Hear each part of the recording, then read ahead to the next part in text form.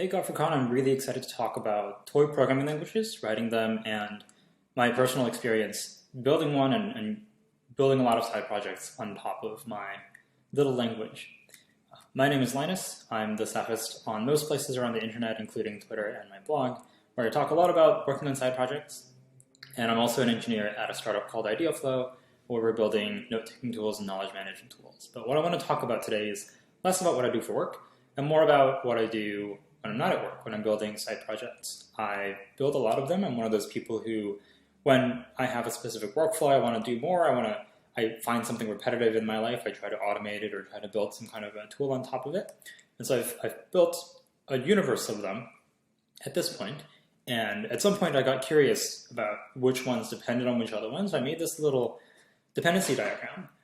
This is a dependency diagram of all of my side projects and how they depend on each other. So there's languages on here, there's libraries on here, there's websites and services and storage things on here. But the part that we're going to focus on today is down here. It's Ink, the programming language, and then maybe also a little bit of this, which is tools that relate to writing Ink programs. So I'm going to be talking a little bit about programming languages today. I'm not a PL expert or theorist. I'm just a hobbyist. I just like messing around with them. So there's probably PL people in the audience. If I say anything weird, please catch me or ask questions, but otherwise we're going to just talk about programming languages in the context of, building cool side projects. So Ink, I started the project in 2019, in the summer of 2019. I had just come off of a Hive building a little toy Lisp interpreter, and I thought I would just use that knowledge to build a more custom language where I had control over everything. I think everyone has a moment when they learn a new language where they're like, oh, I wish this feature worked in this specific other way, or I wish this syntax was just a little bit different, things that you just backshed for no reason. Well, if you make your own language, you can have all the things that you want and be a dictator of your own little universe of programming language decisions. And so that's what I wanted to do. So I started the project in summer of 2019, and I started with the syntax, and eventually it grew kind of a mini ecosystem. So Ink is, at this point, a toy programming language. Over time, I've discovered that it's pretty good for writing little scripts, things that Python is good for in that regard, and maybe Node.js is good for in that regard. It's good at moving things around the file system and string manipulation and things like that, and maybe even writing small web apps, which I've done a few of. It's unfortunately really bad at error reporting and handling, mostly because I haven't spent a lot of time working on those, because I haven't needed to run Ink in an environment where that's super important, sadly. And changing them at this point would be quite a re-architecture, but this is something I want to think about and hopefully redo in the future. And it's also quite slow. It's slow for multiple reasons. The main one being it's of the type of interpreter that it runs on, which is a tree block interpreter, which I'll get to in a little bit. But it's pretty slow. It's slower than Python, which is pretty slow. And I think that's okay because this was the first interpreter that I built, but it doesn't end up really mattering that much, partly because computers are really fast, it turns out, and partly because Go itself is really fast, and Ink is built on Go. And so it turns out most of the time, for most of the use cases that I have which aren't performance critical, being a little slow isn't that bad. And the satisfaction of using a language that I built myself, I think, outweighs sometimes having to wait a little bit. So this is a sample program in Ink. It's got a lot of different elements of what makes Ink work. You can see a comment at the top with the backticks. There's an import of the standard library going on with that load function. Most of it's going to seem pretty familiar if you've worked with JavaScript, but this one spins up a little web server, and the web server fires off events, and if the event is an error, we just log the error. If it's a request, then we're going to respond to the request with a hello world message. So this is what Ink kind of feels like. There's 2 or 3 interesting features in Ink that I want to share with you in case you also think they're interesting. The first is match expressions, which is just a more interesting version of switch cases or pattern matching if you've found them in other languages. It basically says, hey, whatever is in front of the double colon, we're going to take that value and we're going to compare them to a list of other values in this expression, and whichever one matches, we're going to follow that branch. So in this case, 1 plus 2 is equal to 3, so this is going to return correct. If it wasn't, it's going to follow the base case, the default case, and return incorrect. And this by itself is pretty much just a switch case. Here's another example where you look at the request type of hypothetically like a web request. If it's a GET request, we're going to handle a GET. If it's a POST request, we're going to handle POST. And then if it's another one, we're just going to throw an error. Where this gets really interesting is when you combine it with this thing called a wildcard value or wildcard identifier. A wildcard is just an underscore, which has a special meaning in ink, and it can basically be equal to anything. You can compare it to anything, and it'll always return true. So 2 is equal to wildcard. If you have an object where A is set to 1, that's going to be equal to where A is set to this wildcard, because it matches anything. So if you combine those two, you can have really interesting control flow like this, where you can look at a request, and if it's a GET request with a token set, an auth token set, you can handle it. If it doesn't have the token, you can throw an auth error. And if it's not a GET request, maybe it just throws an invalid request error. And so it allows you to have kind of pack or look into values and have interesting control flow that's a lot of the time is really practical and a lot more concise than, for example, what you would have to write in Go.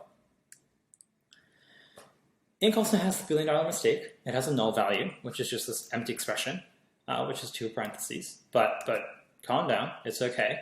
I found that in dynamic languages and scripting languages like this, it's most of the time fine, especially if you have pretty good discipline about what kind of types you're passing around things, and you acknowledge that some things can be null, and you check for them regularly, and the match expression, the checking, actually makes nulls a little bit easier to deal with.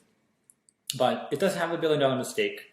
I was not super versed in type theory and other ways to work around nulls when I wrote ink, but in the future I want to think about ways to get rid of it or ways to make it a little less dangerous in the language. And then lastly, the ink interpreter has this interesting idea of granular permissioning, where you can say, hey, the interpreter, you can pass it this isolate flag, -- isolate, to make sure that when it tries to reach into the operating system and read files or pass things to the network, those end up being a no-op. So it's a way of sort of isolating the program to just be able to print some output or interface with you in the terminal, but not be able to impact other things, which is kind of nice if you're running untrusted scripts. This is an idea that was borrowed from Dena, which is Node's successor, which also has a similar feature that's a little more sophisticated. So those are some elements that go into ink. And with that, over the last 2 years of having played with the language, I've made a few what I think are pretty interesting side projects that I think showcase the fact that ink is actually a general purpose scripting language. You can build a lot of interesting things in it. So Traceur is a path tracer. It's a ray tracing 3D renderer. This image is written by or generated by an ink program.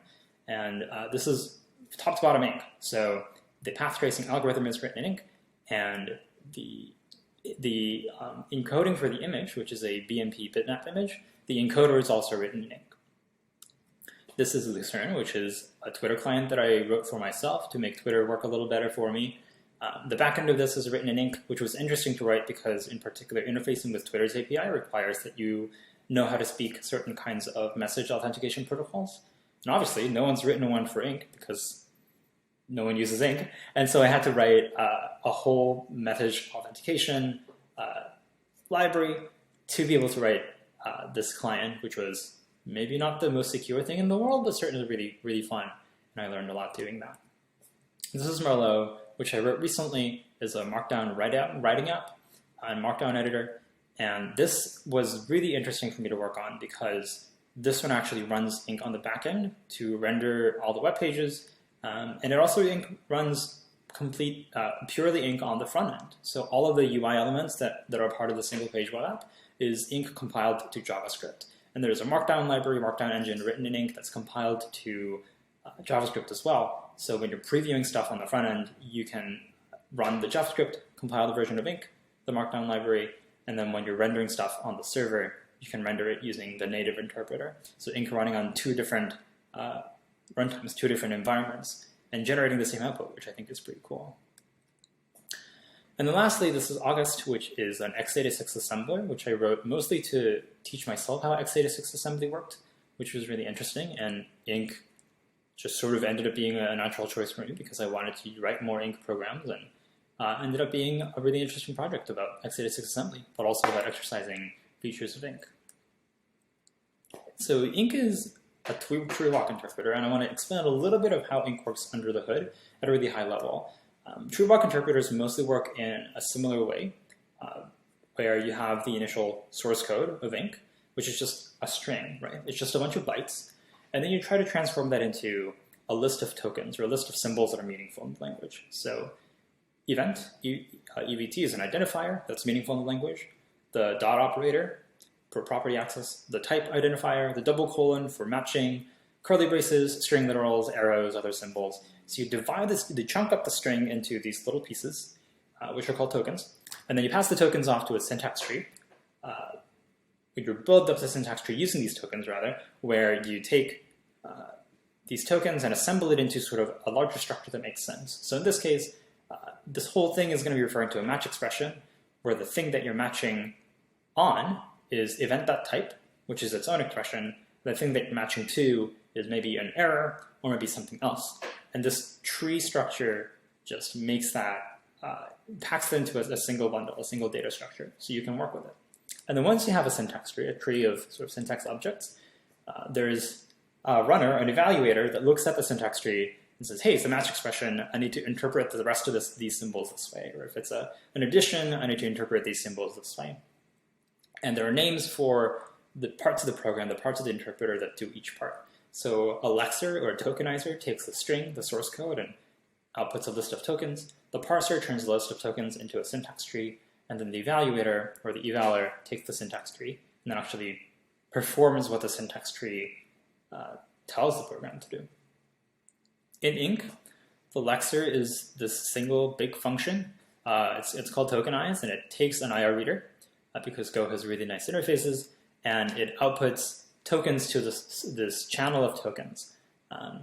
And so it'll take the IO reader, it'll look at the string, it'll break it down, and then output little token structs, into this channel of tokens. And the channel of tokens goes to the parser, where it takes a stream of tokens in a channel, and then it passes AST nodes, syntax tree nodes, into a channel of nodes. And then after you parse it, it goes to an evaluator, which takes a list of nodes and starts evaluating them. So it's kind of a stream where you start with the source code, get a list of tokens, and then get a list of nodes, of syntax tree nodes that are expressions, and then this evaluator evaluates those expressions. And if you notice, the evaluator is a method on a context struct, a context thing. And the context is necessary because when you're running a program, normally there's a lot of information associated with the global scope or the environment in which you're running. So the context is going to hold what permissions you have, it's going to hold what current directory you're running in, for example. And of course, it's going to hold a lot of the built-in functions. So when you access, for example, the read function, which is a built-in function to be able to read a file, that function lives in the global scope. And so there's this runtime, which is a bunch of, it's a scope, it's the top level scope of variables, and all the functions that are built-in functions to the Ink get hooked into the runtime, which is the top level sort of context in which everything runs in. So this is a function that registers all these functions. So when you call read, for example, which is towards the middle there, it's going to call incread, which is a Go function that performs the same work that read does. And it's going to pass the value back to the Ink part of the program. So I spent a few weeks building all of this stuff, and finally, after a lot of trial and error, I got Ink version 1 towards the fall of 2019. Ink v1 I was focused on mostly getting the syntax right, getting the parser and the tokenizer, and the program being able to work with basic values, which are the basics building blocks of having a language. And then lastly, I made sure to get proper tail calls in, which means that the interpreter is able to loop not by having for loops or while loops, but by recursively calling functions on itself. So it's a different way of looping that's closer to functional programming. The thing on the right is the first ever Ink program that I ever ran. I compiled the Ink binary, I had an interpreter, and this is the first Ink program that could successfully run and output the correct thing. And you could see I'm sort of tweaking things to test the interpreter and see how it errors or how it doesn't error. And I've kept this file around in the repository just because I think it's cool that it's the first Ink program that I've ever written that ran successfully. After that, every few weeks, I would just come back and add little features here and there. And I think this is a cool thing about working on a programming language as a side project, is you can build the basics, build the v1, and then just come back and add little things here and there. So for 1.1, I added a bunch of built-in functions to be able to read and write files, so I could work with the file system. I added a packaging system with the load function, which works a lot like require in Node.js. And I added a way to perform work concurrently, which was really interesting to build on top of Go is excellent concurrency support. Anytime you fire off a callback, you just fire off a Go routine and say, hey, do this work. When you're done with this work, just call this inc callback. So that was 1.1. 1.2 to 1.6, I was focused on adding a bunch of different features of better support for HTTP, building HTTP servers, adding a JSON library to the standard library, adding a unit testing library, and then also getting rid of a feature, which is very Go, I would say. Specifically, we got rid of the is operator, which was an operator that was a lot like the equal. It's the way that is works in Python, where you can take two values and they can be equal by value, but they might not be equal by identity. They might live in two different memory locations, but have the same contents. And is was a way to compare memory locations of objects rather than their contents. And I thought it would be useful because it was in Python, and I added it initially, but it turned out I never really used it. And so to remove confusion, I got rid of the is operator, and it's been out of the language since. The 1.7 came around after I had spent a long time writing big inc programs, writing file sync services and writing Twitter clients and things like that. And so I built a lot of those, and I came back to inc with a bunch of complaints basically about how I wish inc did this better and I wish inc didn't do this. And so I came back and I took all that user feedback for myself and incorporated it into the interpreter. So I added a bunch of new built-in functions to work with files and delete files and directories, to be able to read files and walk directories, to work with the command line, and to do random number generation. Inc 1.8 was focused on one big thing, which was to stabilize it and make uniform the iterator interface in the language. So in inc, you can iterate through strings, you can iterate through lists, and you can iterate through objects, which are like maps. And all of them had pretty similar ways of iterating through them because they're all iterable. But they weren't exactly the same, and having them be slightly different was just really annoying to work with. And so 1.8 was just focused on the single thing, which is getting the interfaces right and getting the interfaces uniform. And then 1.9, which is the current release, was a minor update to add this exit call to be able to exit with a non-zero exit code to the operating system, and then a minor update to the way that matches work, so you can match to not just literal values and identifiers, literal values and variables, but to be able to match to whole expressions. So you can match to like 1 plus 1. So if you match 2 to 1 plus 1, then they're equal, instead of just erroring out and saying it's invalid syntax. And so over time, I've come back to the language once in a while to add little things that I thought would be convenient. And it's been a really interesting process to build something like a programming language, to be able to write things in it, and then find things that are difficult to do, and then come back and add those features. So sometimes it's really nice, and other times it's like, well, I'm just trying to do this thing, and I have to go and fix a compiler error, which is sometimes annoying. But overall, I think it's been a really fun and interesting process. And at the end, I had sort of two big takeaways about how programming languages, even small ones like inc, evolve. The first one was that all languages sort of start with, at least inc, started with a focus on syntax and semantics. And then the work on libraries comes towards the end. So initially, you're just really focused on ergonomics. Or I was really focused on ergonomics, where I was thinking, does this feel right? Are the verbose things good to be verbose? Does this need to be more concise? Is this hard to type? Things like that. And then along with that, I also considered correctness. So are these interfaces good? Is this value correct? Are these types the right types to have in the language? And that was a lot of the initial releases and the initial work. And then towards the end, a lot of the work ended up being on the standard library, adding libraries for things, adding the JSON library, the testing library, the routing and HTTP server library, and things like that. And I think you can see a similar trend in a lot of other languages, including Go, where most of the work in Go now is fixing security flaws and working on the standard library and improving it, which I think is a great sign of a language sort of graduating and maturing and being a lot more stable. The second big takeaway was that interfaces really matter. And this is also very Go, which is why it's on the slide, but on inc, there's three specific interfaces that matter a lot. There is the iterable interface for strings and lists and objects, which I talked about before.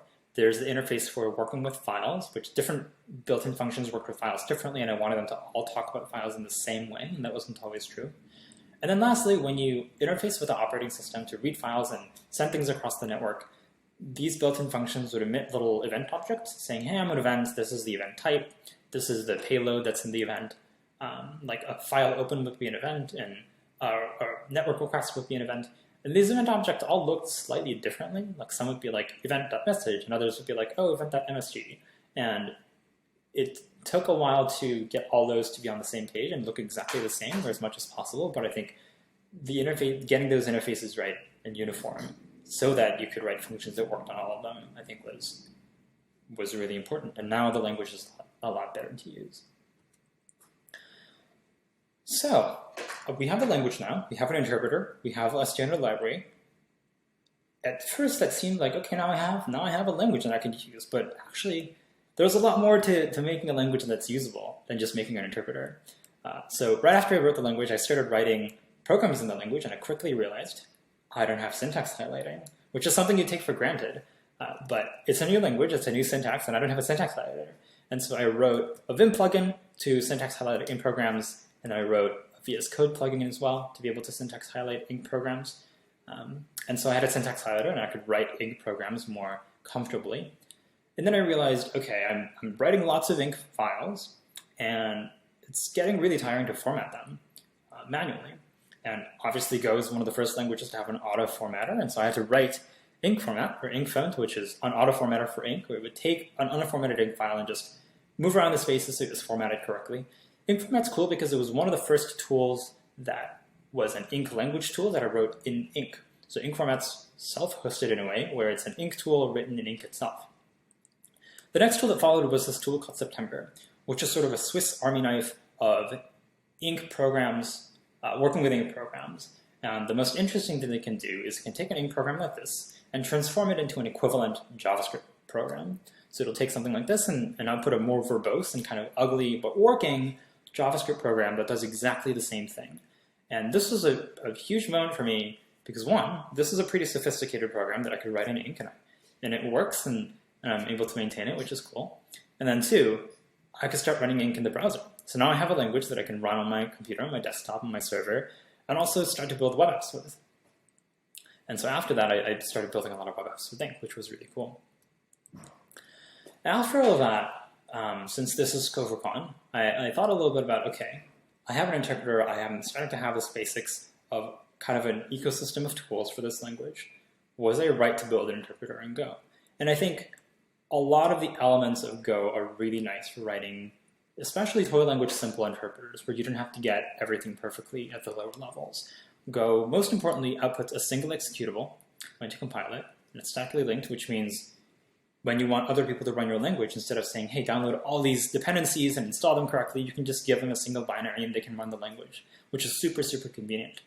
Go is a safe language, and it has a really great state-of-the-art garbage collector. And Ink inherits all the benefits of all of that that's baked into the Go runtime.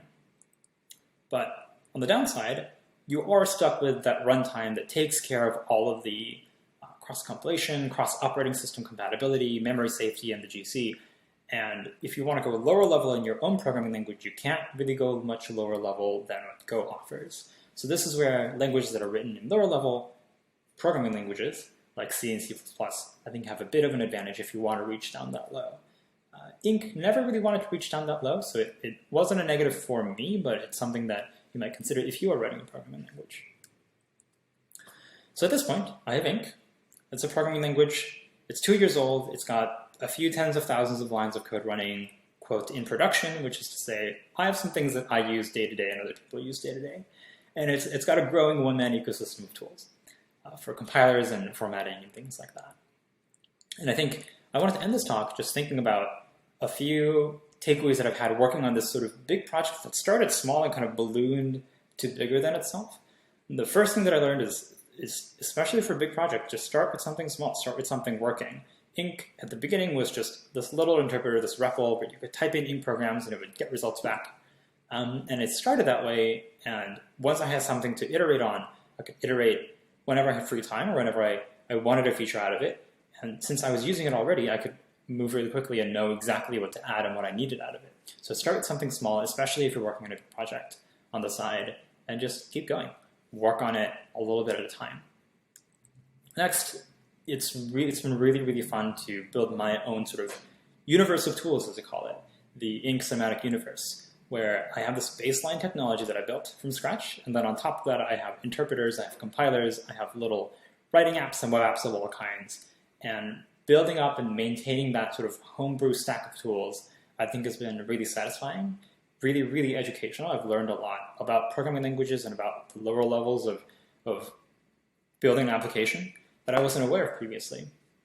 And then lastly, I would really encourage you to try to build your own programming language, especially with Go. It's not too difficult. And I've written about it, other people have written about it, and there's never been a better time to try to build your own programming language and a simple interpreter than right now, because the resources that are available out there on the internet is pretty phenomenal. So with that, thanks for coming to the talk. Here's a few resources that I found that I've written that might be helpful if you're interested in Ink or interested in writing your own language. I have a blog post about writing your own programming language at linus.zone/pl. There is Ink's website, which is .ink.co, and then Ink's GitHub link is shortened here, linus.zone/ink, where you can find a little more information about Ink and install it and try it if you want, and play with it a little bit. Thanks.